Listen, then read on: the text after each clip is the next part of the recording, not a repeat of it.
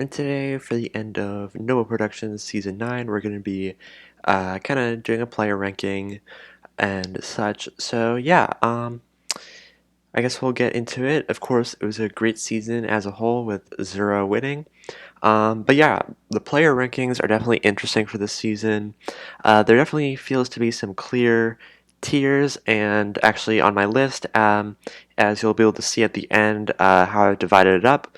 Um, but yeah, I guess we should get started, and I'll talk about things as we go through about the season. So yeah, starting at 18th, I've got Furret, who came in 16th place, went to the Valley of Vindication, didn't make it back, and really I've got kind of a quick spoiler here. My bottom 7 players are all players that were voted out in the pre-merge. Carolyn, who I do have in the bottom 7, obviously made it to the final 3, but we'll get to that when we start talking about moving up a little bit. But here at Furt, third person voted out, and I'm the other person that was third boot in a all returnee season, so I know how it was. But I think the circumstances between the boots were very different from Furret and I. I'm glad that Furret was able to have a chance to come back again, but yeah, they didn't really do much, so doesn't feel like it warranted a return, but hey, that's second chances. You just have to see who does what or what's going to happen. So Fur wasn't super active on the tribe. I don't remember which tribe specifically Fur was on, but yeah, I don't know. One of the three, there were 3 starting tribes, um, but I think the bottom 4 here is uh, pretty clear. So moving on, we have 17th. We have Becca. Now for Becca, Becca could have been in a pretty good spot or pretty decent spot, but actively ruined her own game, and that definitely, like, well, Becca is the most active player from this tier, actively made moves that detracted from her chances of winning or even just surviving a round. So Becca being a first vote was not super unexpected. But yeah, there's definitely stuff she could have done to just not get in so much trouble on the tribe so early. So then moving up to 16th, we have Lynx. And Lynx, looking back at Lynx's confessional, uh, really didn't do too much, so that feels like a pretty clear choice. And even compared to like anyone else in this tier, had the least amount of confessional messages, which not everything should be based off of that, but that shows at least some level of uh, trying in the game, and Lynx just didn't have that. So I know a lot of people have Lynx at 15. I think Lynx had some social capital, but clearly not enough to make it past the first tribal. And then at 15, I have Chris. Now, for Lynx, Beck, and Furret, they all went at the first tribal council that they went to. Chris is a little different, went at the second, was on the same tribe with Becca. I believe like HAYDEN, Buddy. Um, yeah, there's more. Those 2 come to mind as players from the yellow tribe. But yeah, Chris was a little bit more active, was able to make it past a round, but sadly wasn't able to make it much further, and was the second person voted out. So we have Chris at 15. And then moving up to the next tier, I've kind of categorized this as like the orange tier. I've got 2 people that I feel like are kind of interchangeable. And the idea with the tiers is that it's kind of hard to argue that one person in the tier would be above anybody in the next tier, or at least the highest number or the highest person in the next tier. Um, Obviously, to each their own, but that's just how I broke it down. And for me, I have 14 as Fridge and 13 as Hades. So these 2 kind of go hand in hand a little bit. Um, they were allies coming into the swap, and were on a tribe with, let's see, it was HAYDEN and Caroline, Minty, and Alex. So tribe of 7, and this tribe went to 3 tribal councils, and that's the next three people I have on my list. The people that were voted out, which is Fridge, Hades, and Caroline.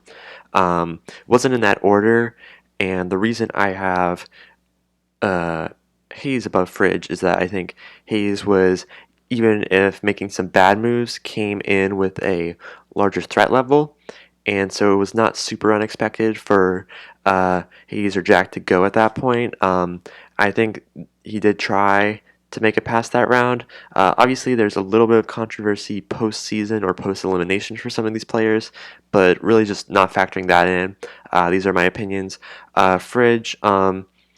Did manage to survive until the last round before the merge, but at that point just couldn't really do anything. I do give him credit for that. I mean, at least if you're trying to survive and you're making a way for yourself to survive a little bit, that's obviously good. But uh, yeah, I think Fridge was not playing at as high of a level as Hades was for the time in the game. So that's my thoughts there. And at 12th, I have Caroline. Uh, the person that was idled out when Fridge probably would have gone the first time, and the second tribal council of the tribe, the merged tribe or the swap tribe that was the not good swap tribe. Um, so yeah, the reason for this is as we all know, Caroline has played twice and not won either time, and has pretty much been viewed as the main GOAT both times. So, although Caroline did try to, like, it's kind of hard to explain Caroline's game, and I don't think anyone really understands it themselves, but for me, this is like a good cutoff point for the players that made the merge and the players that didn't. Caroline is obviously in the in-between state as having both made the merge but also been voted out before the merge. And I think Caroline should not have been voted out pre-merge without the idle play, so that's a little bit of a factor that was beyond her control. But something that was pointed out to me is that on this tribe, it was like Alex and Hayden that flipped it, and they could have gone for Anne or Minty if they wanted to, but valued Caroline the least. So, although it wasn't really Caroline's fault for going home at uh, that tribal, still, like, for a better player, other players did better to not have been voted out there. So yeah, for me, I've got Caroline at 12. And then moving up, I've got Anne at number 11. A lot of people have Anne pretty low, like 13, 14 on the list. For me, I just think that Anne was actually relatively active pre-merge and in really good standing. Throughout the decision-making process of the pre-merge. So for me, it's hard to put her below anyone voted out pre-merge. That being said, we obviously know she wasn't super active at the merge, but I think did pretty well overall. So for me, about her at 11. And between Anne and the person at number 10, Minty, I wasn't sure who I'd put above who. But given that Minty was eliminated in such a unfortunate fashion for the second season in a row, it definitely feels like I should put Minty at 10, which is where I have her. So, yeah, Minty did pretty well, managed to make it through a number of tribals, as did everyone on that kind of bad swap tribe. Um, but yeah, for me, I've got Minty here at number 10. Was doing pretty well pre-merge. Not the best, but pretty well. And then got into an unfortunate situation at the merge of being rocked out. Um, Whereas in season 8, she was idled out pre-merge. But yeah, that's my thoughts there. Then moving up to number 9, we've got Turtle. And for me, I don't particularly understand Turtle and Buddy's games, but it seems like they were both doing very well pre-merge, and just were not on either side of the coin of the Hayden or the What Would Teddy Do alliance versus the other big alliance led by Chad, Zura, and Snowy. Um, so it just seemed like they were not in a good spot there, and as kind of things settled in the merge, they just couldn't find a footing.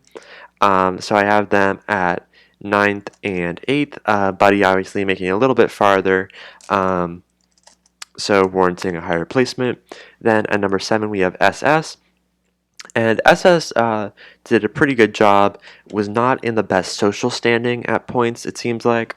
So, I mean, it's definitely a kind of a wonder that SS and really the whole What Would Teddy Do Alliance was able to make it as far as they did as a combined group. But SS did have good allies and was in great standing with Alex and the What Would Teddy Do Alliance, and was definitely not the biggest threat throughout the whole game.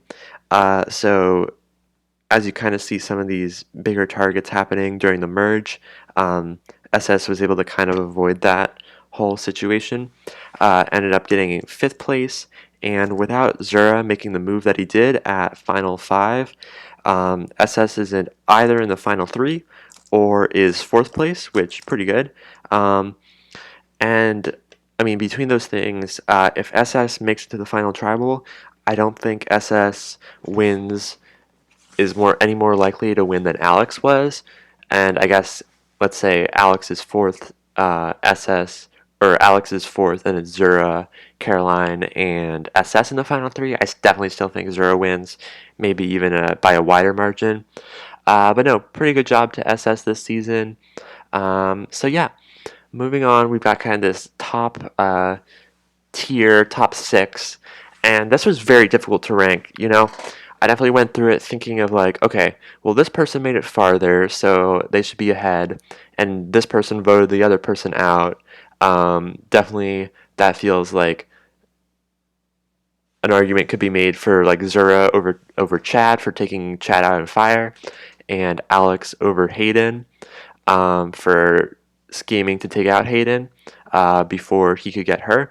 So there's a lot of those things, but in the end, I decided it would be better if I just made a chart, which I will show here, with the statistics of strategy, social, so just ranking the top 6 by my perception at least, of how they were, uh, like physical challenges, capabilities, uh, how likely they were to win a jury jury vote, and then how big of a threat they were throughout the season.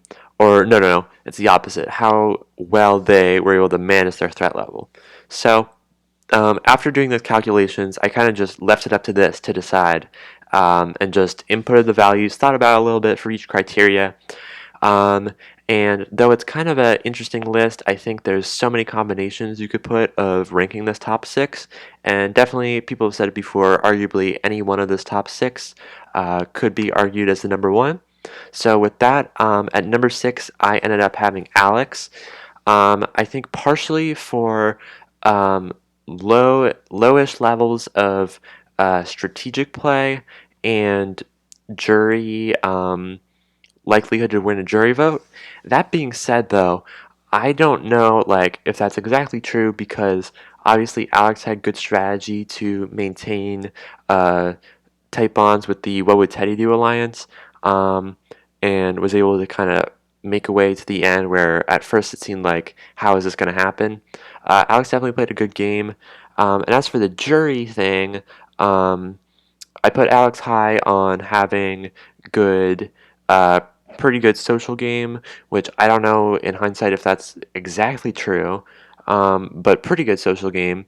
That seems reasonable, and having very good threat management, which I definitely think is true.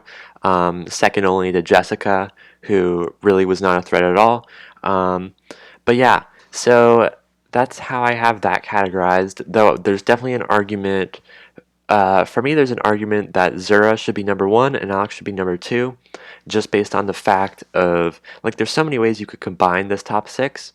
Uh, but yeah, I just ended up with this and said, that seems reasonable. I'm going to do that. So in 6th place, I've got Alex. Moving up to number 5, I have Jessica. Now, there's obviously a lot of hype around Jessica's game. For me, I couldn't really specifically pinpoint it. I tried a little bit with the rankings, seeing kind of the ups and downs, and I have Jessica as having a pretty good strategy, not necessarily like in the fact that her strategy of playing a very under the radar game was executed very well, and the like choices um, just like strategically were pretty good, it seemed like. Though, I mean, also we don't know exactly what Jessica's game plan was at every moment because there are a lot more people.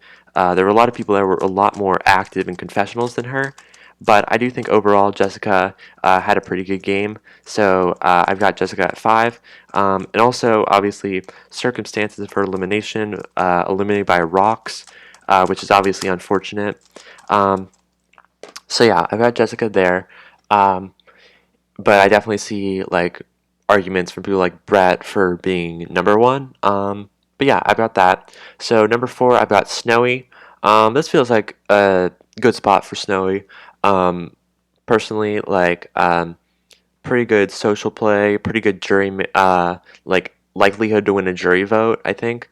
Um, and obviously everyone like loved Snowy throughout the whole game, as was pretty common last time too.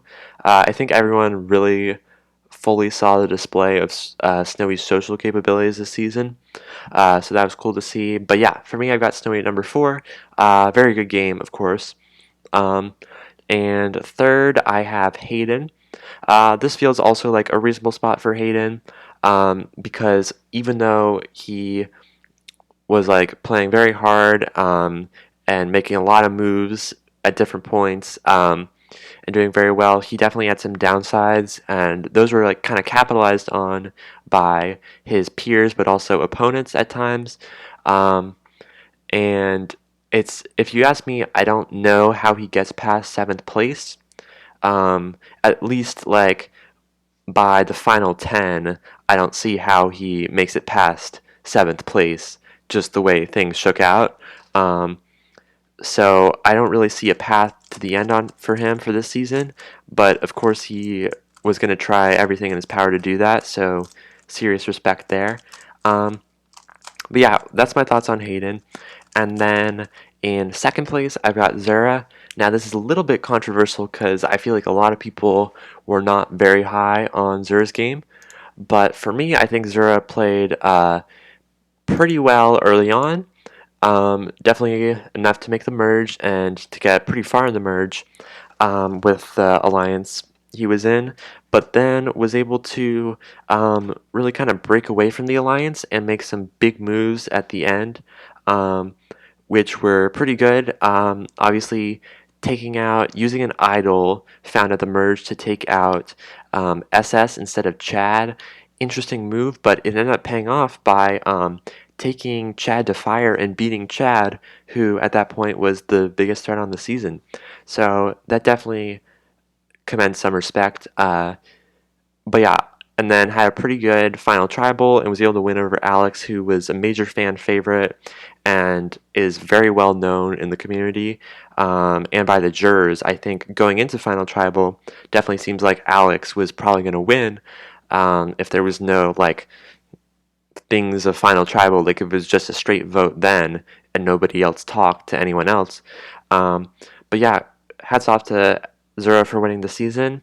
But for me, at number 1, I have Chad. Now, I was kind of surprised to see Chad number 1, but I think the more I think about it, it does make sense, making it to the finale, after being kind of a ringleader of this group and making some good plays at various points in the game. And I feel like Chad feels like the ringleader of the big alliance, at least for the most part, was, especially once Snowy was out, and was able to make it to the end despite being a big threat. I think the biggest issue was Chad's threat level, probably, but he was still able to make it there in the end, and there was definitely a lot of big threats this season that made it far. I feel like all of this top 6, maybe minus Jessica, but they all mostly felt like pretty big threats this season. So that's exciting to see, or at the very least, like big players. So yeah, for me, I've got Chad at number 1. All of this top 6 did very well, and all of the top 12, I'd argue too, did pretty well. So Yeah, that's gonna do it. Thank you all so much for watching. I hope you guys enjoyed this season and my commentary on it. And yeah, that's gonna be it. I'll see you guys in season 10. For now, this is Aqua G, and this has been Aqua Reviews. Goodbye.